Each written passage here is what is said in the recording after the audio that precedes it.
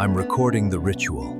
Om Mani Padme Hum. You are 8 years old when the monks arrive at your family's stone house on the Tibetan plateau. They study your face. They check the shape of your ears, the lines on your palms, the way you reach for objects placed before you.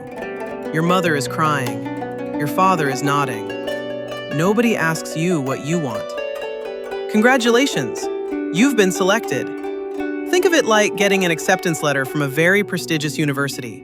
Except you didn't apply, you can't defer, and the campus is a freezing cold mountaintop with no extracurriculars, no electives, and the only club available meets at 4 in the morning. You leave home before you're old enough to memorize your family's faces properly. The monastery walls are 3 feet thick, and the wind outside sounds like it's personally angry at you. Your new bed is a wooden plank. Your new diet is sampa, roasted barley flour mixed with yak butter tea. Every single day. Same bowl, same taste, same silence. Your education begins immediately. You wake before sunrise, sit cross-legged on a stone floor, and begin memorizing sacred texts in a language you barely speak yet. Sanskrit doesn't care that you're 8. The senior monks don't care either. You chant until your throat is raw and your knees are numb, and then you do it again tomorrow. By 13, you have memorized more text than most people will read in a lifetime. This is not an exaggeration. The Kangyur alone, the collected words of the Buddha, runs over 100 volumes. You know sections of it by heart. You can recite prayers in 3 languages. You have debated philosophy with monks twice your age and held your own. You have also never held a girl's hand, stayed up past 9, or eaten anything that wasn't beige. Monastic debate is your arena now. Every afternoon, monks gather in the courtyard, one seated, one standing, and the standing monk slaps his hands together like a thunderclap before each question. The sound echoes off the walls. It's part intimidation, part rhythm, part theater. You learn to slap hard. You learn to think harder. Your body is changing. Your mind is sharpening. And somewhere in the back of your brain, a quiet voice keeps asking questions the texts don't answer. You push it down. That's the training. You learn that doubt isn't the enemy. Unexamined doubt is. So you examine it. You debate it. You sit with it in the dark at 3 in the morning when the monastery is silent and the stars over the Himalayas are so bright they feel like pressure. No Snapchat. No one to text about this. Just you, the cold, and several hundred years of accumulated Buddhist philosophy. You are a fully ordained monk now. The ceremony was serious and solemn and involved more vows than a mortgage contract. 253 of them, to be precise. No killing, no stealing, no lying, no sexual contact, no eating after noon, no singing, dancing, or wearing garlands, no sleeping in high beds, no handling gold or silver. Your ancient predecessors basically wrote the terms and conditions that everyone else skips past.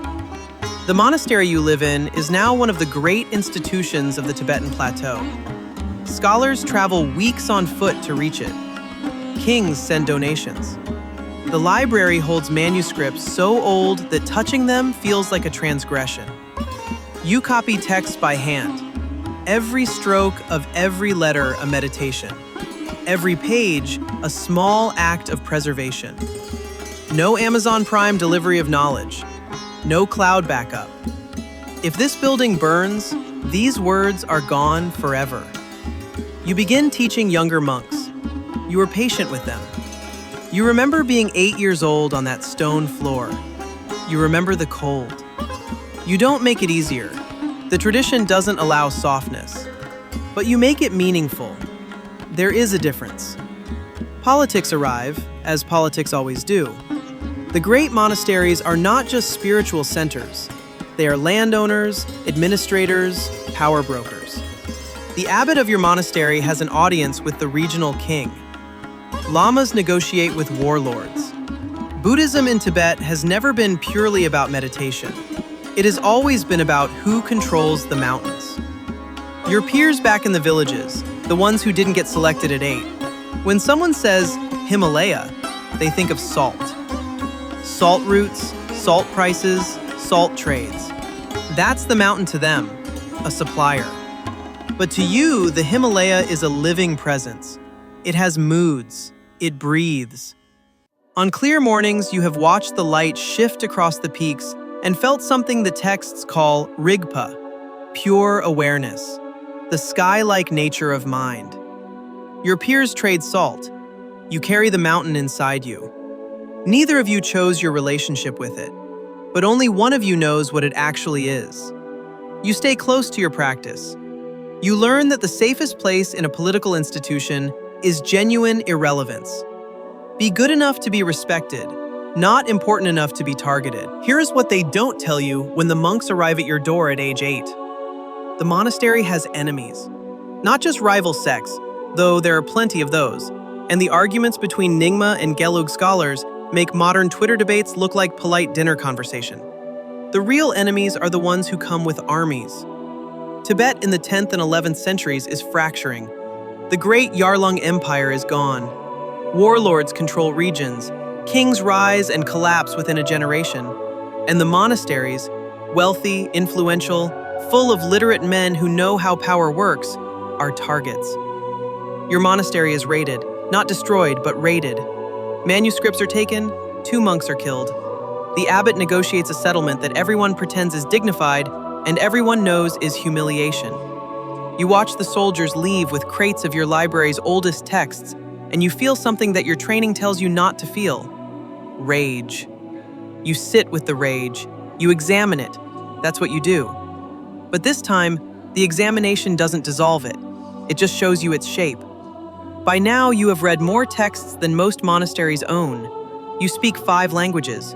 You can trace the lineage of any teaching back 8 generations without consulting a scroll. Younger monks come to you with questions their teachers couldn't answer. Visiting scholars test you in debate and leave looking slightly embarrassed. You are, in the most literal sense, the closest thing this century has to a search engine.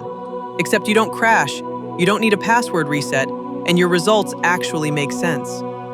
You spend the next years quietly rebuilding what was taken. Not just texts, but the trust that the monastery still stands for something.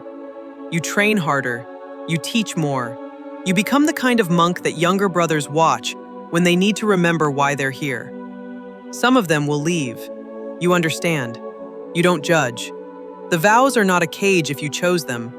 They are only a cage if someone else chose them for you. You were 8 years old. You never really chose. You choose now. You do not die dramatically. That is perhaps the most Tibetan thing about your death. You have known it was coming for 3 years. The signs were there. Not mystical signs, just the ordinary signs of a body that has spent 60 years on cold stone floors and mountain wind. Your knees stopped working properly before your 50th birthday. Your eyesight narrowed. The cold is the strange part. You have lived inside it for 50 years. You know its textures. The dry cold before snowfall, the wet cold after, the particular cold of pre-dawn stone under bare feet. You made your peace with it decades ago. But now, in these final years, the cold has stopped being something outside you. It has moved in. It sits behind your sternum. It is not suffering exactly. Your training dissolved most of what suffering requires. But it is a signal. The body is releasing its claim on warmth. You let it. You have been practicing detachment your entire life. You did not expect the last thing you'd have to detach from would be heat itself. You spend your final years completing a commentary on a text you've studied your entire life. You write slowly. You cross things out. You start again. There are younger monks who could probably finish it faster, but that's not the point. The point is the act of writing it. The last decades of attention poured into every sentence. The abbot asks if you want a special ceremony. You say no. You ask instead for your students to continue their debates without interruption on the day you die. You want the sound of the hand claps in the courtyard. You want the questions to keep echoing. You die sitting up, early morning, facing east. The monastery's prayer flags outside your window are snapping in the wind. The students in the courtyard are already at their debates, the sound coming through the stone walls. No obituary, no funeral live stream, no PayPal link for donations in your memory. Just the flags, just the wind, just the questions, still being asked.